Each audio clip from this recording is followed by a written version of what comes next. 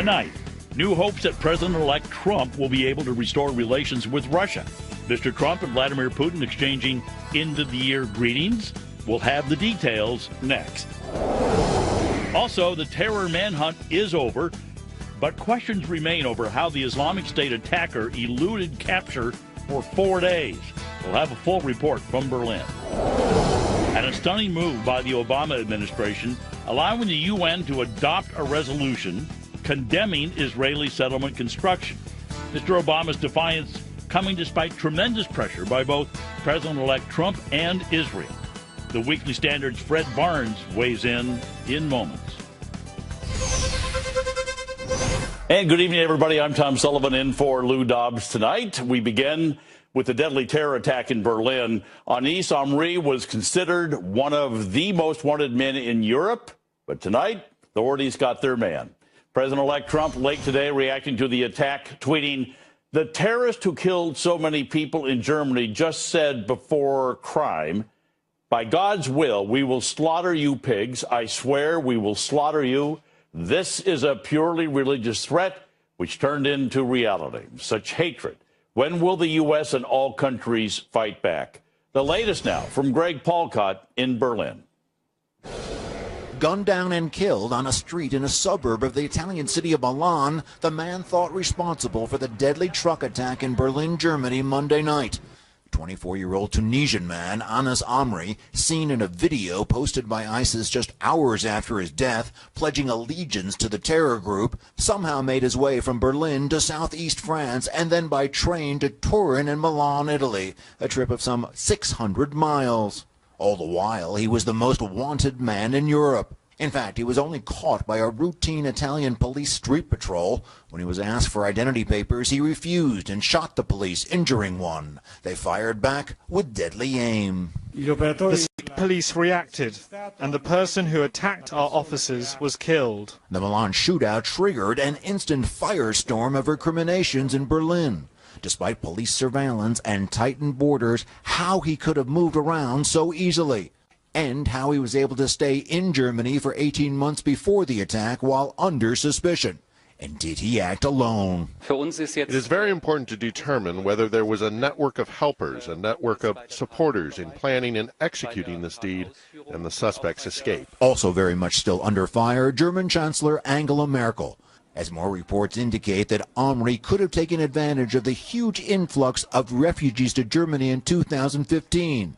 And with the immigration system swamped, he was able to act at will. We can be relieved at the end of this week that one acute threat has ended, but the general threat of terrorism continues. Relief and fear echoed on the streets of Berlin today. He can be there, or there, and now... Now he's caught. Now he's dead. Yeah. It's a relief because there's no more danger, but I don't think it stops there. In fact, German officials say tonight they remain on high alert, and the investigation into the truck attack here remains open. There are too many unanswered questions and outstanding threats for this to be a completely restful holiday period. Tom. Greg Paulcott in Berlin. Thank you, Greg. Meantime, President-elect Donald Trump today releasing a holiday letter that he received from Russian President Vladimir Putin. Putin writes, and I quote, "I hope we will be able, by acting in a constructive and pragmatic manner, to take real steps to restore the framework of bilateral cooperation in different areas, as well as being our level of cooperation in the collaboration, I should say, on the international scene to a qualitative new level." Well, Trump responded with this statement about Vladimir Putin. He says, "His thoughts are so correct. I hope both sides are able to live up to these thoughts and we do not have to travel an alternative path." During a news conference earlier today, Putin said he would be willing to visit the United States if President-elect Donald Trump sent him an invitation. So joining us now, the founder and the president of the American Islamic Forum for Democracy, Dr. Zuhdi Jasser, and Foundation for the Defense of Democracy's President Clifford May. Dr. Zasser, let me start with you. This business about in Germany, at first I was aghast because I heard about how the police had him on their radar and they were following him and he had a criminal record. And I thought, well, what was wrong with the police? But with 1 million immigrants into Germany, I'm thinking, no, I don't care how good the German police are or are not, there's no way they could follow how many people are somebody that they should be keeping tabs on. But, Tom, there's something we can learn from every one of these, and this one is a known wolf. It's not somebody who could get lost in a million people. He came in through not only the last trek that he did down to Italy, which doesn't make any sense, but in the last 5 years, he came in through Tunisia to Italy, was in prison for 4 years because of violence at a migrant center. Then Italy said, we don't want you, get out of the country. They deported him to where? We don't know. Just leave the country. He then makes his way up to Germany, lives there, has interactions with the law 4 times, a knife on a bus, a drug arrest, was actually under surveillance because his roommate was related to ISIS and was arrested. But this guy went off surveillance in September. So he's a known wolf. He's not an unknown person. And yet they dropped the ball. So the EU, Germany has a major problem in communication between intelligence apparatus and the following of the ideas that they should be following. I agree with you that they should have been all over this guy, but I just, my point is that there's so many people that they should be watching because so many people have come in. Cliff, the other problem here obviously is, I mean, I go back a few years now, but when I was a younger man, they would travel Europe. You had to stop at every border, show your passport, and go through the whole drill. Now, take your pick and travel wherever you want, obviously. Right. And the idea of having open borders in Europe was not meant for a time when you have millions of migrants, as well as terrorists who are trying to get in and trying to get around in these various countries. That's a real problem, as is the possibility of trying to integrate and assimilate all the migrants, or if you want to call them that, all the refugees who are coming. Too often they are ending up in what you might call ghettos, some might call colonies, and those become recruiting grounds. Those become places where these kinds of people can find their way in, and it's very difficult for the police to track them in there, and very difficult to find people who will tell on them. Some do, but others don't. Back to you, Dr. Zasser. This whole business about Europe being more open and being more socialist than we are, although we keep moving more toward a European model, how likely is it that we are going to see the same problems Europe has when it comes to this influx of terrorists?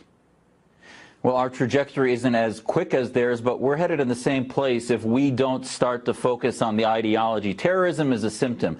The ideology is this collectivist mindset that they have allegiance to the global jihad. The mantra, I hope, for the Trump administration will be, it's the global jihad, stupid. And the lack of borders, the lack of a secular state identity is the fact that then feeds this collectivist global Islamist mindset. The only antidote, and I'll tell you as a Muslim, the only thing that didn't make me get radicalized was my American nationalism, my belief that this Constitution protects me from the Sharia state. That's the way to assimilate Muslims in Europe, is to bring back their nation-state identities, but to wed it to a belief in freedom and liberty for their immigrants and also for their the indigenous people of Europe. So here we are on the cusp of the holiday weekend, and Cliff, you've seen the reports that ISIS is saying they're calling for aspirational attacks on during the holidays, and with Hanukkah and Christmas lining up together.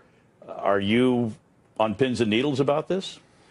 I'm not on pins and needles. I think there are a lot of people in intelligence and law enforcement who are and who ought to be, because we've had the attack in Germany. We had almost an attack. It was stopped in Australia. But in both these cases, and we're likely to see others as well, you're talking about attacks on Christians during Christmas time while they're celebrating in Christian majority countries. It's not just that they're doing this in the Middle East, where, of course, a Coptic Christian church was recently bombed, 24 people killed. This is an attack, exactly what Zuhdi is saying. It's an attack by those people who identify themselves as jihadists, who see themselves as internationalists, and don't have an identity of a particular country and respect those who have other identities, whether they be religious, ethnic, or nationalist. Dr. Zasser, this letter back and forth, the holiday greetings between Donald Trump and Vladimir Putin, a lot of people are making a lot of it. Are you concerned about it, or are you hopeful about it? Well, I'll tell you, the formalities sort of in the courtship period before President Trump fills the White House is, I don't know what to make of it. I do think that once President Trump's in the White House, we may share some common enemies. But I hope then, I'll tell you, as a Syrian American, Moscow doesn't really share our values. Their relationship with Iran is problematic.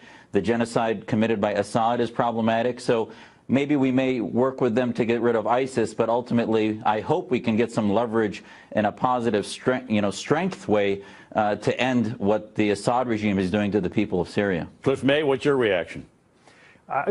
President George W. Bush looked into Putin's eyes and thought he saw someone who is straightforward and trustworthy. Turned out to be incorrect. President Obama thought that relations with Russia were bad thanks to Bush, and that a simple toy and a button you push that would solve everything. With a reset, that didn't happen. I hope that Trump will have a very realistic attitude towards Putin, who right now has allied himself with the world's greatest sponsor of terrorism, according to our U.S. government, and that's Iran, also helping Hezbollah. And the devastation we've seen in Aleppo is largely due to Russia, as well as Iran, as well as to Hezbollah. So one thing I do hope is that he can drive a harder bargain with Putin than we've been able to do during the past 8 years. Well, that's his claim. He's a hard bargain driver. Let me put it that way. Zuhdi Jasser, Cliff May, gentlemen, thank you very, very much for coming on. Good to see you. Thanks, Tom. Well, we're coming right back with much more. Stay with us. The incoming White House press secretary says President Trump will always put America's safety first. Countries need to know that under a Donald Trump presidency, business as usual is over. He's going to act. He's going to protect America. And if they increase their nuclear capability, America will act. Fred Barnes joins me here next. Vice President Biden bluntly explains why Clinton's presidential bid failed. We'll talk about his harsh criticism of the left's losing presidential nominee up next. We'll be right back. Stay with us. Well, the Obama administration today allowing the UN Security Council to adopt a resolution demanding an end to Israeli settlements. President Obama breaking with a long-standing U.S. tradition of vetoing such Security Council resolutions. Instead, today, simply, we abstained from today's vote. After the vote, President-elect Donald Trump said the U.S.'s policies regarding Israel will soon change, tweeting, and I quote, "As to the UN, things will be different after January 20th. Fox News correspondent Kevin Corke is traveling with President Obama in Hawaii, and he has our report. Tom, good evening. The president made this decision after several rounds of conversations with many members of his inner circle. We're talking about key members like Vice President Joe Biden, Secretary of State John Kerry, National Security Advisor Susan Rice, and UN Ambassador Samantha Power. Deputy National Security Advisor Ben Rhodes told reporters today the abstention vote was preferred because the UN, frankly, hasn't exactly been impartial on this issue. When it comes to final status issues, we believe that those should be negotiated between the parties. Asked whether he believed Israeli Prime Minister Benjamin Netanyahu was, in fact, committed to peace, Rhodes sounded a bit skeptical. At a certain point, the words and the actions become irreconcilable, and that's what we're concerned about. On today's vote, we got this from Secretary of State John Kerry. Today, the United States acted with one primary objective in mind, to preserve the possibility of a two-state solution. This is not only the last time we're going to hear about this issue. They're going to keep trying to thread the proverbial diplomatic needle on this because the importance of the relationship with Israel is clearly apparent. At the same time, there seems to be a shift in longstanding U.S. policy based on what we saw out of the UN today. Tom? Thank you, Kevin Corke in Hawaii. Well, joining me now, executive editor for the Weekly Standard, Fred Barnes. And Fred, does this, I mean, over almost 40 years, we have said veto, veto, veto, veto, veto. Mm-hmm. All of a sudden, a big change. Does this give President Obama the legacy of being the most anti-Israeli president, maybe more than Jimmy Carter? Oh, I think he's earned it, yeah, much more than Jimmy Carter. It's gradually grown, his distaste for Israel, and but it's, I mean, this caps it, this change in the vote.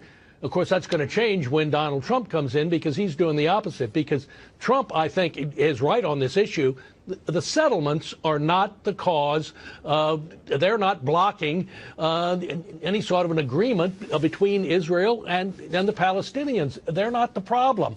I mean, most of these settlements would stay a part of Israel even if there were an agreement. But the Palestinians just will not come to an agreement, and the settlements are not the problem. Yeah, but I guess the silver lining around this story is that the UN needs a pair of dentures, because I don't think they have any teeth. So seriously, I mean, there's That's a good way to put it. And Israel says, so what? We're not even going to pay attention to your comment. Yeah, well, you know, look, they're going to have to talk, and of course there are back channels where they're talking all the time. But this vote in the UN today, I mean, certainly John Kerry and President Obama and Vice President Biden, they must know better. I mean, most of these settlements will stay a part of Israel. I mean, that's just a tiny part of the West Bank, and the Palestinians would get all of that. They've been offered this, half of Jerusalem, and they won't take it. And the deal's not going to get any better than that. Well, no. And the president has gone to the UN in the past, as you know, and has said, well, what we need to do is go through negotiations. So this is a big change in his policy. The other thing is, a lot of people think that President Obama is off in Hawaii having his vacation.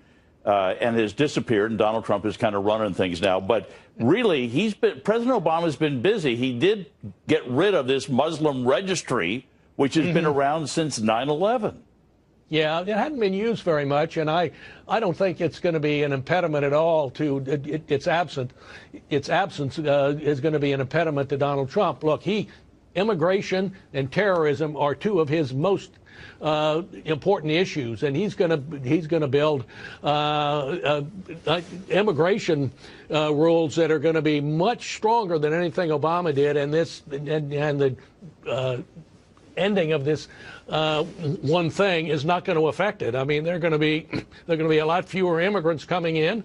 There are going to be a lot fewer coming from countries that have been exporting terrorists, and I don't think there are going to be any Syrians coming in. Yeah. Listen, some people are calling it a wannabe bromance, but these letters back and forth between Putin and President-elect Trump, what's your take on all of this? You hopeful? Well, I don't know. I've got a trust but verify, as Ronald Reagan used to say, and I thought Trump's statement in his one-sentence response was very interesting. He said, oh, these are very nice thoughts, and we'll see if both sides stick to them or whether they have to take an alternate route. And I think he was saying in that he knows he's going to stick to them, and then he's saying, look, Vladimir, it's up to you. Good point. Fred Barnes, always good to see you. Merry Christmas, my friend. Yeah, Merry Christmas to you, Tom. Thank you. Well, we have breaking news tonight. The brother of Star Wars actress Carrie Fisher says that she is now in stable condition. This after reportedly suffering a heart attack on a flight between Los Angeles and London and to Los Angeles. The 60-year-old Fisher was rushed to the UCLA Medical Center after the plane landed about noon in California. Paramedics took care of her shortly after the 11-hour flight touched down. Her brother says that she was stabilized this afternoon, originally critical, so that's good news. Be sure to vote in tonight's poll. President Obama, has he embarrassed himself and the left by abstaining from the UN vote condemning Israel? Cast your vote on Twitter at Lou Dobbs. And follow Lou on Twitter at Lou Dobbs. Like him on Facebook and follow him on Instagram at Lou Dobbs tonight. It's all there. Meantime, on Wall Street, stocks in the green ahead of the holiday weekend. The Dow climbing 15 points, S&P up 3, NASDAQ up 15, volume pretty light, 2 billion shares. For the week, the Dow, S&P, and NASDAQ all up less than 1%, but that's a green arrow we keep looking at. Meantime, the FBI, it's now investigating a series of cyber attacks at the FDIC, Federal Deposit Insurance Corporation. These go back to 2010.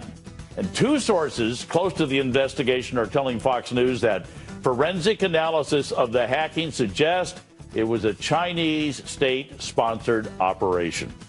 And a reminder, listen to Lou Dobbs' financial report 3 times a day, coast to coast. It's on the Salem Radio Network. Words tonight from outgoing Vice President Joe Biden on why his party and Hillary Clinton did not win the White House. Biden, in an exclusive interview with the LA Times, says his party failed to connect with the working class. And on Hillary Clinton herself, Joe Biden said, I don't think she ever really figured it out. She thought she had no choice but to run. That, as the first woman who had an opportunity to win the presidency, I think it was a real burden on her. He also commented about a lot of elitists in the Dem Party. It was pretty brash, what Joe Biden said. If you were dreaming of a white Christmas this season, it depends where you live. You may be out of luck unless you happen to live in the northern plains and the Rockies. Heavy snowfall will take place in parts of the northern plains and Rockies under blizzard-like conditions. Eastern Montana, Wyoming, North Dakota, looking very good for a white Christmas. Isn't that where you normally go for snow? Where the East Coasters, though, even my wife, who grew up here on the East Coast, says, it's going to be warm and sunny. Yeah, no snow for the East Coast this year. We're coming right, well, I don't want to jinx it, probably in January. We're coming right back with much more. Stay with us. Well, President Donald Trump taking to Twitter to highlight the fact that his son, Eric, will stop directly raising money for his foundation, Eric's foundation. Eric Trump says he's concerned about the perception of buying access to his father, the president-elect, tweeting, my wonderful son, Eric, will no longer be allowed to raise money for children with cancer because of a possible conflict of interest with my presidency. Isn't this a ridiculous shame? He loves these kids, raised millions of dollars for them, and now must stop. Wrong answer. Well, Eric Trump says his foundation has raised more than $15 million for terminally ill children. Joining me now, Fox News contributor Mercedes Schlapp and Jeff DeWitt, special advisor to the Trump transition team. Mercedes, is this basically bending over backwards so they don't get into a question like the Clinton Foundation and where the money went and the quid pro quo, pay for play, all those things that come up when you start raising money?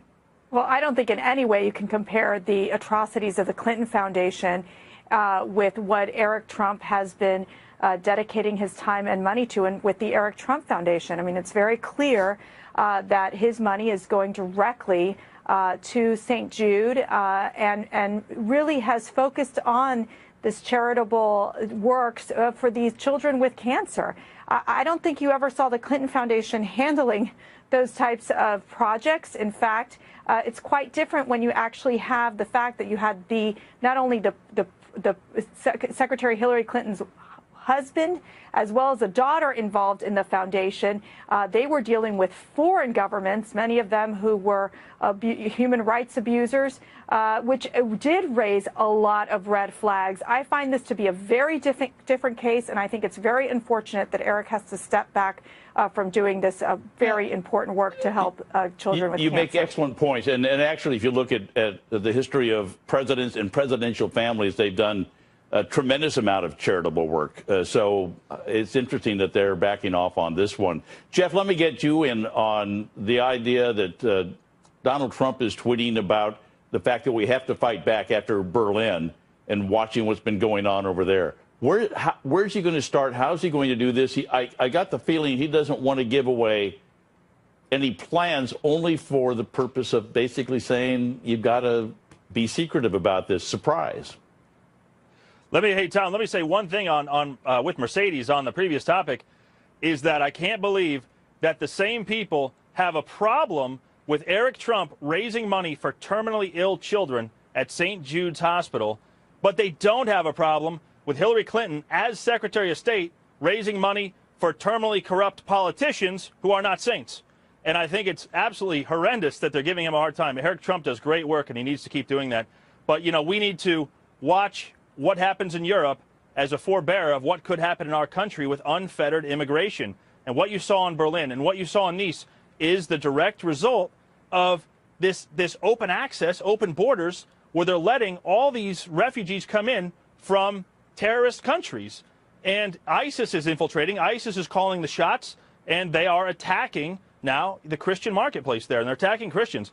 And we have to keep our neighborhoods safe, our families safe, and our schools safe. And we have to make sure that that does not happen in America. Mercedes, this we found out yesterday that President Obama, I mean, he's not quietly sitting in Hawaii. He's doing a lot of things, and one of them was to get rid of, tell them to tear up this Muslim registry that has been in place since 9/11, but they haven't used it since 2011. So why didn't he just let a sleeping dog lie instead of going through the process of making sure that it was completely chopped up before he left office? Well, I think, first of all, Trump is he's a nonstop machine. He just doesn't he's focused on getting his cabinet put into place.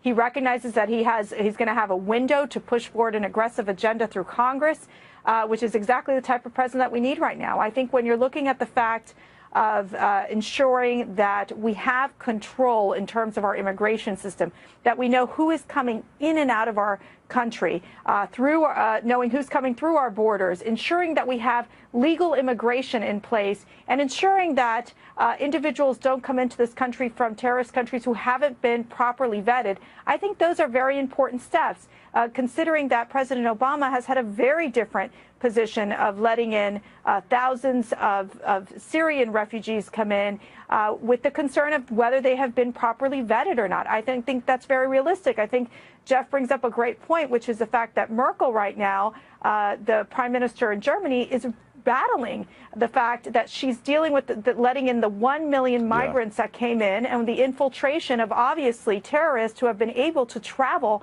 from one country to the next. It'll be interesting to see what the German people do on Election Day for her. Jeff, real quickly, this business about Joe Biden saying that there's a lot of elitism in the Democratic Party and Hillary wasn't a good candidate, essentially.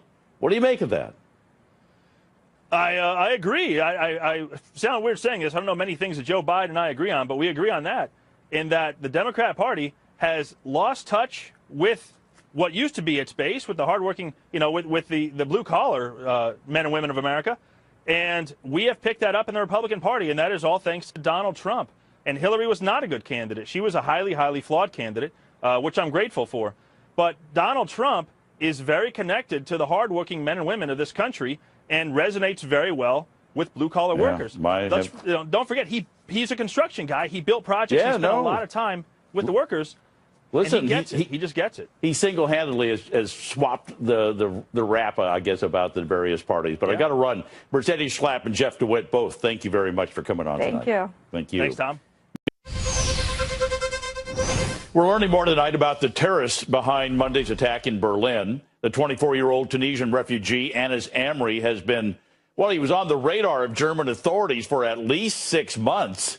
But according to the Washington Post, German officials tried and failed to deport him after learning that he was plotting a, quote, serious act of violent subversion. They could not get rid of him. Security agencies exchanged information about his alleged ties to ISIS as recently as last month. Amazing. My next guest introduced a bill that would immediately suspend the controversial refugee resettlement program in this country. Joining me now, Congressman Brian Babin, member of the House Committee on Transportation and Infrastructure.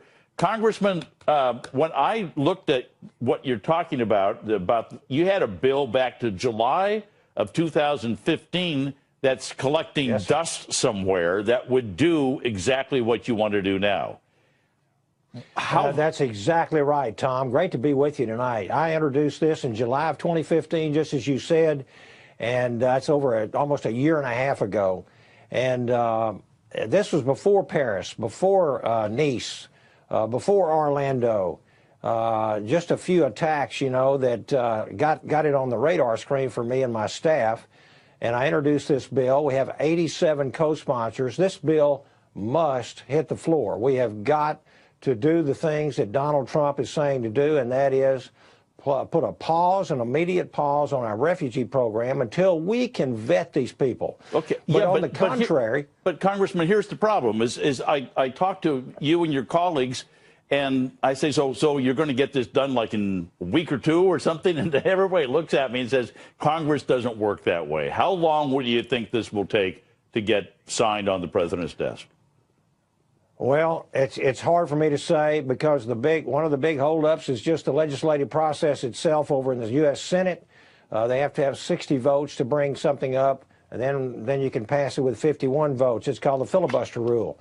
But nevertheless, Donald Trump has made some campaign pledges and promises, and one of them is to stop this refugee program. And I think this bill fits to the T what he is trying to do, and that is to stop the program. President Obama and his administration have thrown caution to the winds constantly. They've dismantled the entry system, which keeps track of foreigners that are coming in from terrorist countries. Same question. How long does it take to get that back up and running again afterwards? That may take several months, unfortunately. But with executive orders, the president might be able to do, president-elect might be able to do something a lot more hasty than that. And then we have, the fact of the matter is that President Obama and his administration are bringing in refugees from terrorist countries just as fast as they possibly can, contrary to what the American people want. We do not want these people coming in from terrorist hotbeds. We are absolutely financing and setting these people up in business when they infiltrate in these refugee groups coming into the United States. We're giving them bases of operation at taxpayer expense. It's unbelievable. Well, and we've got to stop it. And I think this is something that the American people have spoken, and they're not going to tolerate anything less than a stoppage of this program. We want to stay safe. This is our first duty when we raise our right hand of swearing our oath of office, and that is to maintain the national security and keep American citizens safe. And that's what our job is, and that's what we'll do. I wish you much speed, and I like your comment about the fact maybe the president-elect can use an executive order to hasten things along, because you know that his supporters are looking for exactly what you're working on. So we appreciate the fact that you are, and appreciate you coming on tonight. Congressman Brian Babin. Absolutely. Thank you so much. Thank you, Tom. Merry Christmas to you. Merry Christmas to you, sir. Well, in our online poll, we asked you, do you agree with President-elect Trump that we need to temporarily suspend Muslim immigration from jihadist countries? 94% of you said yes. Meantime, this is the last year that you and I will be footing the bill for Obama's lavish vacations. Study by the Washington Times finds that Mr. Obama's Christmas vacations in Hawaii have cost taxpayers more than $35 million over the past 8 years. Overall, Mr. Obama has racked up an estimated $85 million in Christmas and all the other vacations that you put together while he is in office. Joining me now, former member of President George W. Bush's senior staff, Brad Blakeman, and Washington Times columnist Tammy Bruce. And Tammy, that's about the amount that you spend on vacation. I know that you're somewhere around 80. Look, I spend more. I think they're being like really frugal. I'm Scottish, so I don't spend anything really at all. But look, the problem with liberals is that they see money as water. And they treat it like water. You turn on a spigot and the taxpayer dollars roll in. This is the other problem with liberal theory in general, is that you've got individuals who believe that they're entitled to something, and that the connection between hard work and the value of a dollar generally is not made. This is with conservative theory, we know that, of course, every individual matters. The money that's in the government belongs to the individuals. We send it in. There's no money tree in the back of the White House. And so we take money seriously. We know the power of money and the value of it, and it's attached to the blood, sweat, and tears of the American people. So it's frustrating. I think that we're certainly not going to see the same thing with President Trump. But when you look at the economy, 95 million Americans out of work, individuals after the recession losing their homes, losing their accounts, their savings accounts. To see this kind of broad-based, wild spending has been, I think, in part really insulting. Yeah, and Brad, so Donald Trump's already going and talking to Boeing and Carrier and all these other people and saying, cut back, cut back, cut back. Will he actually get these cutbacks? Are they going to cooperate?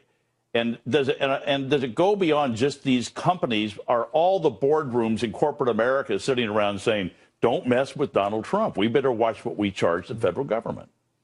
I think it's already working. The fact that, look what he did with Carrier, saving almost 1,000 jobs. Look at the fact that he's called in these CEOs of the military establishment to come in and scold them on the contracts that have already been let out and say that he wants a review of those contracts. And the CEOs come out of the meeting and then they say, we are going to heed Donald Trump's warning.